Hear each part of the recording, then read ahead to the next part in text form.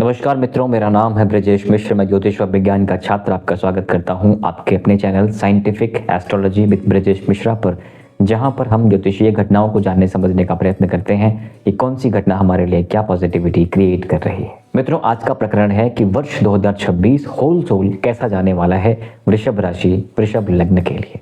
मित्रों, विलंब न करते हुए आइए समझते हैं सबसे पहले आपके फर्स्ट हाउस को, आपके स्वास्थ्य को, आपके विचारों को, आपके फिजिकल एंड मेंटल हेल्थ को। इसको अफेक्ट करने वाला कौन है? सबसे बड़ा दुख देने वाला ग्रह शनि। मीन राशि लाभ वाले स्थान पर बैठा हुआ है शनि, और अपनी तीसरी दृष्टि से आपके फर्स्ट हाउस को देख रहा है। जब शनि की दृष्टि पड़ जाए, शनि का बैठा होना इतना बुरा नहीं होता जितना उसकी दृष्टि पड़ जाती है। तो शनि के थर्ड एस्पेक्ट से अगर आप देखेंगे तो पहला भाव उसके जद में आ जाएगा। तो ऑब्वियस सी बात है, एंजाइटी, स्ट्रेस की चीज़ें या कारण शनि बना देगा। ओवर थिंकिंग की प्रॉब्लम्स आपको यहाँ पर शनि क्रिएट करेगा। हालांकि आपका चंद्रमा उच्च का चंद्रमा है, तो शनि के प्रभावों को झेलने की क्षमता चंद्रमा में है, लेकिन फिर भी चंद्रमा एक बहुत शुभ ग्रह है, बहुत कोमल ग्रह है, और शनि की पाप दृष्टि चंद्रमा को जरूर पीड़ित कर सकती है। तो व्यर्थ के कारणों में आपको मेंटल हेल्थ की समस्याएं प्रकट हो जाएंगी। उसको पूरा अवॉइड करने का ट्राई करिएगा। पूर्ण रूप से अपने शरीर का, अपने भोजन का, खान पान का ध्यान दीजिएगा। आलस त्यागिए। शनि यहाँ पर आलस क्रिएट करने का पूरी चेष्टा कराएंगे आपसे। प्रोक्रेस्टिनेशन त्यागिए, क्योंकि इन्हीं सब कारणों से आपको आपका मेंटल हेल्थ खराब होगा। मेंटल हेल्थ खराब होगा, डाइट खराब होगी, फिजिकल हेल्थ भी खराब होगा। पैरों को लेकर के, टखनों को लेकर के, स्टमक को लेकर के, बैकबोन को लेके आपको थोड़ी समस्याएं, या आप ये समझें कि आपके बाएं कंधे या शोल्डर के आसपास के पेन के इश्यूज यहाँ पे शनि करने की पूरी चेष्टा करेंगे। इसलिए रूटीन्स, रिचुअल पे बिल्कुल कंप्रोमाइज मत करिएगा, तभी आप शनि के फर्स्ट हाउस के प्रभाव को एलिमिनेट कर पाएंगे। सेकेंड हाउस की बात करें मित्रों, साल के पहले 6 महीनों यानी कि 1 जून तक गुरु महाराज वहीं बैठे हैं। धन भाव के कारक गुरु होते हैं, और कारक होकर के गुरु महाराज वहीं पर बैठे हैं। देखने में तो ये बड़ी शुभ स्थिति दिख रही है। छोटी सी प्रॉब्लम यह है मित्रों कि गुरु महाराज वहां पर वक्री हैं। वक्री अगर हैं भी, तो भी गुरु महाराज बहुत विकट स्थितियां प्रकट नहीं करने वाले, क्रिएट नहीं करने वाले। यहां से बैठ करके गुरु महाराज आपके फाइनेंशियल एस्पेक्ट को मैनेज करने वाले हैं। यानी क्राइसिस आते आते आते कोई ना कोई आपको आकाशिक सपोर्ट मिल जाया करेगा। गुरु महाराज की दूसरे भाव में ये दृष्टि और पैसा संयम करने में भी आपकी मदद करने वाले हैं। गुरु महाराज यहाँ से बैठ करके आपके जॉब वाले एस्पेक्ट को देखेंगे, 6th हाउस को। 6th हाउस के बाद आपके अष्टम भाव को भी देखेंगे, और अष्टम के बाद आपके करियर को भी देखेंगे। यानी जॉब को भी देखेंगे और करियर को भी देखेंगे। तो पैसा का लिंक कहाँ से बन रहा है? काम कारोबार से, नौकरी से, है ना। अष्टम भाव पे भी गुरु का एस्पेक्ट है। पैतृक विवाद या फंसा हुआ पैसा या गिरा हुआ पैसा मिलने के योग, सडन गेन्स के योग भी गुरु जरूर बनाता है ना। तो गुरु का यहाँ बैठना काम कारोबार के लिए, साथ में पैसों के लिए बुरा नहीं है। ये फर्स्ट हाफ की बात है। जैसे ही जून से लेके अक्टूबर का फेज आएगा, गुरु महाराज उच्च की राशि पहुंच जाएंगे, और उच्च की राशि पहुंच करके आपके इच्छा पूर्ति वाले भाव, लाभ वाले भाव, गुरु आपके लाभेश हैं, उसको बलि करेंगे। और बलि करने के साथ साथ गुरु का एस्पेक्ट शनि पर भी जाएगा, तो वो शनि जो आपको पीड़ा दे रहा है उसके प्रभाव भी कम होंगे। और वहाँ के अलावा जो नवी राशि अष्टम भाव है, वहाँ पर भी गुरु की राशि होने के कारण आप वहाँ पॉजिटिविटी ज़रूर देखने वाले हैं। तो जब गुरु कर्क में पहुंचेंगे 2 अक्टूबर से 31 अक्टूबर तक, ये फेज भी आपके लिए देखा जाए तो लाभ वाले स्थान के कारण इनकम को बढ़ाएगा। पैसा बचने की संभावनाओं की बात हम यहाँ नहीं कर रहे हैं, पैसा आने की संभावनाएं यहाँ पर बढ़ रही हैं। इस चीज़ को ज़रूर मान के चलिएगा। थोड़ा सा भाइयों के साथ मनमुटाव, या फिर आपके स्वास्थ्य में प्रॉब्लम्स, या फिर आपके लथार्जी और आलस को ज़रूर ध्यान में रखते हुए आपको आगे बढ़ना चाहिए। और चतुर्थ भाव को अगर देखा जाए तो चतुर्थ भाव में पूरे वर्ष की दिसंबर के पहले हफ्ते तक केतु यहीं बैठे हुए हैं। ये भाव आपके माता के लिए, घर के सुख के लिए बड़ा अच्छा नहीं है। बहुत सारे लोगों के यहाँ से माता के साथ कॉन्फ्लिक्ट क्रिएट होने की संभावनाएं, या माता के स्वास्थ्य में दिक्कतें, या माता से दूरियां काम के सिलसिले में ही बनने के योग बनते दिख जाते हैं। ठीक है, तो ये भाव केतु का वहाँ बैठना, एक पापग्रह का वहाँ बैठना, पूरे वर्ष केतु का वहाँ बैठना बहुत अच्छे संकेत नहीं देता आपके सुख भाव को लेकर के। यानी घर, गाड़ी, पैसा, मकान आप कितना भी खरीद लें, कितना बना लें, सुकून नाम की चीज़ नहीं है। वैराग्य का ग्रह वहाँ बैठा है, सब कुछ छोड़ने पे आमादा हो जाएंगे आप। ऐसी स्थितियाँ वहाँ से केतु प्रकट कर देता है। तो ये सुख भाव की हमने बात करी, माता भाव की हमने बात करी। आपके शिक्षा भाव की बात करें, संतान भाव की बात करें, तो ओवरऑल ये ठीक स्थिति है, वहां से कोई विकट स्थितियां प्रकट होती हुई नहीं दिख रही हैं। 6th हाउस रोग रिपु ऋण और नौकरी की बात करें तो आपके रोग रिपु ऋण वाले भाव के मालिक आपके लग्नेश हैं, यानी कि ऐसा स्पष्ट तरीके से कहा जा सकता है आपके सबसे बड़े दुश्मन आप हैं। अगर आप इस भाव को ठीक कर लें, ओवर थिंकिंग के लूप को ठीक कर लें, व्यर्थ की उलझनों को ठीक कर लें, हर जगह पर टांग ना अड़ाएं, तो संभव है आप अपने आप को मजबूत कर पाएंगे। तो 6th हाउस के लॉर्ड आपके लग्नेश हैं, जो ओवरऑल ठीक है, इसलिए रोग रिपु ऋण वाली स्थितियां भी बहुत बुरी होती हुई नहीं दिख रही हैं। वर्ष 2026 अभी तक के भावों को लेकर हमने देखा ठीक ही दिख रहा है, बुरा नहीं दिख रहा है। 7वें भाव में अगर देखा जाए, विवाह वाले भाव को लेकर देखा जाए, तो गुरु का एस्पेक्ट, जैसे ही गुरुदेव उच्च की राशि में आएंगे जून से लेके अक्टूबर तक विवाह भाव को बलि करेंगे, अपनी दृष्टि देंगे। ऐसी स्थिति में क्या होगा कि आपके जो लोग विवाह के योग्य हैं, रिश्ते आने या विवाह होने के योग बनाएंगे और दाम्पत्य सुख यहाँ पर गुरुदेव देने वाले हैं। ठीक है। 8वें भाव के मालिक गुरु स्वयं हैं। फर्स्ट हाफ में गुरु वक्री हैं, इसलिए आपके धन भाव में बैठे हैं, तो वो स्थिति भी बुरी नहीं है। हालांकि कुछ सडन चेंजेस आपकी लाइफ में जरूर आएंगे, लेकिन जो लोग पहले से स्पिरिचुअल जर्नी प्रैक्टिस कर रहे हैं उनके लिए कोई बहुत बुरे या बड़े चेंज नहीं है। स्वास्थ्य को लेकर थोड़ी चिंताएं जरूर बन सकती हैं, इसलिए अपने खान पान का, वाणी का, रहन सहन का जरूर ध्यान दीजिएगा। 9वें भाव की बात करें, भाग्य भाव की बात करें, तो आपके भाग्येश और आपके कर्मेश दोनों शनिदेव हैं। कहाँ जाकर के बैठे हैं? लाभ वाले स्थान में। एक्चुअल में देखा जाए ना तो ये बहुत ही कमाल की स्थिति है, जब भाग्य भाव का मालिक जाके लाभ वाले स्थान में बैठ जाए और आपके कर्म भाव का मालिक जाके लाभ वाले स्थान में बैठ जाए और वक्री, शत्रु, नीच का ना हो, तो ये स्थान शनि का बहुत ही अच्छा आप समझ सकते हैं। हालांकि बस छोटी सी प्रॉब्लम ये है, स्लो चलने वाला ग्रह है, तो भाग्य कैसे काम करेगा? स्लो। करियर कैसे करेगा? स्लो, है ना। हालांकि करियर वाले भाव में राहु जरूर बैठा हुआ है, राहु का बैठना यानी सडन चीजें कराता है, फिर भी शनि की राशि में राहु है तो चीजें थोड़ी स्लो ही चलने वाली हैं, लेकिन बुरी नहीं है। ठीक है। तो कर्म भाव की बात हम पहले ही कर चुके हैं, लाभ वाले भाव की बात हम पहले ही कर चुके हैं।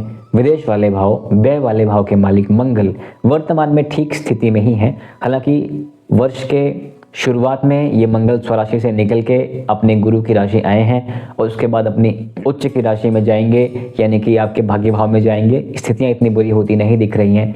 कर्म भाव में फिर मंगल जाएंगे तो वहां भी मंगल कारक ही होते हैं, पाप ग्रह ठीक होते हैं वहां पर, इसलिए मंगल की स्थिति वहां भी हम बुरी नहीं देख रहे हैं।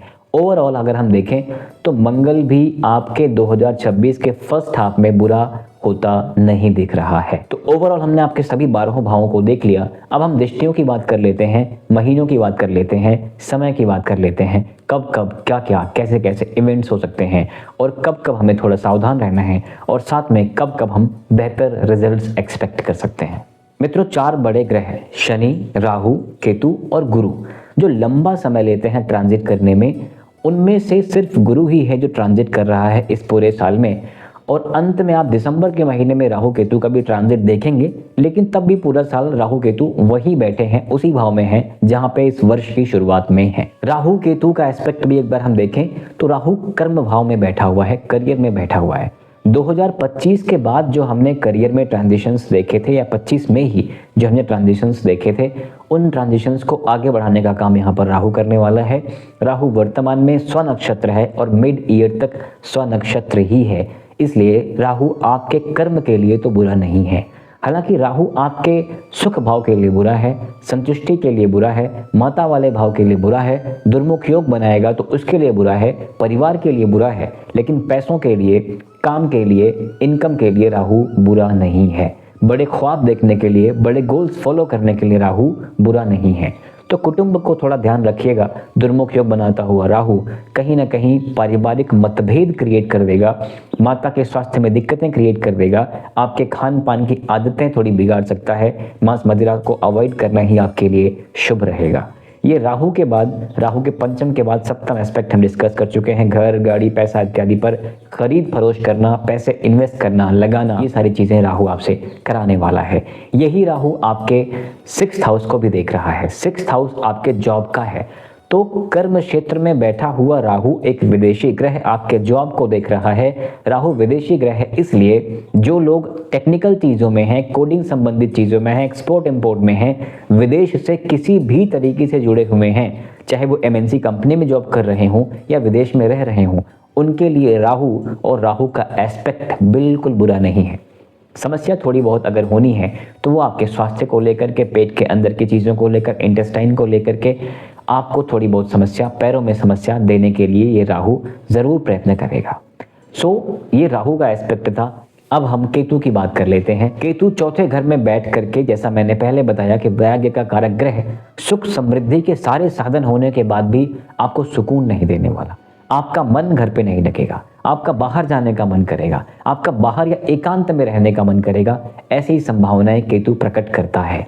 ये केतु आपके अष्टम भाव को देखेगा, यानी आपका अध्यात्म के प्रति, रिसर्च के प्रति, ऑकल्ट के प्रति, फिलॉसफी के प्रति आपका रुझान जरूर यहाँ पर दिखेगा। आपका इंटेंट दिखेगा कि भाई कुछ प्रयत्न किया जाए, क्या होता है ये, स्वयं को जानने का प्रयत्न करना, गहराई में जाने का प्रयत्न करना, ये केतु यहाँ पर कराता है। करियर में देख रहा है तो करियर में परिवर्तन के योग ये केतु बना रहा है, और परिवर्तन के साथ यही केतु विदेश भाव को देख रहा है, बेडरूम वाले भाव को देख रहा है। तो आपको नींद की समस्याएं या एक अजीब सी बेचैनी जिसका कोई हल नहीं, कोई उत्तर नहीं, ऐसे भाव ये केतु जरूर प्रकट कर सकता है। इसलिए केतु के उपाय जरूर करते रहें। भगवान गणपति की पूजा और अध्यात्म का प्रैक्टिस, स्पिरिचुअलिटी या स्पिरिचुअल जर्नी पे आगे बढ़ने से केतु ऑटोमेटिकली शांत रहेगा। मोह माया को थोड़ा त्यागने का प्रयत्न करिए। सुखे दुखे समय कृत्वा लाभा लाभो जया जयो। ठीक है, जो इन भावों के साथ चल सकता है उन्हीं के लिए केतु अच्छा होता है। अभी से लेकर के 1 जून तक जो गुरु महाराज हैं वो आपके धन भाव में बैठे हैं, अच्छी स्थिति है। उसके बाद उच्च के हो जाएंगे 31 अक्टूबर तक, वो भी हमने डिस्कस ही किया कि अच्छी ही स्थिति है। और उसके बाद ये गुरु महाराज जब पहुंच जाएंगे आपके चौथे घर में, गुरु केतु की युति हो जाएगी, जो वैराग्य योग है, जो सुख भाव यानी घर सुख वाला भाव है, घर गृहस्थी वाला घर है, वहाँ गुरु और केतु जैसे ग्रहों का संयोग बहुत अच्छा नहीं माना जाएगा। अक्टूबर से लेकर के अगले महीनों यानी पूरा जो साल निकल जाएगा, आप इस महीने या इस साल के अंत में देखने वाले हैं कि चैन सुकून तभी मिल रहा है जब आप वैराग्य या वैरागी भाव लेकर के चलते हैं। घर हो, गृहस्थी हो, पैसा हो, सुख हो, संतान हो, माता हो, परिवार हो, कुटुंब हो, इन सब भाव में जितना न्यूट्रल हो सकेंगे, जितना कम एक्सपेक्टेशंस रख सकेंगे, उतना ही ये केतु आपकी मदद करेगा। लेकिन जितना मोह लेकर के आएंगे उतना ही ये केतु समस्याएं प्रकट कर देगा।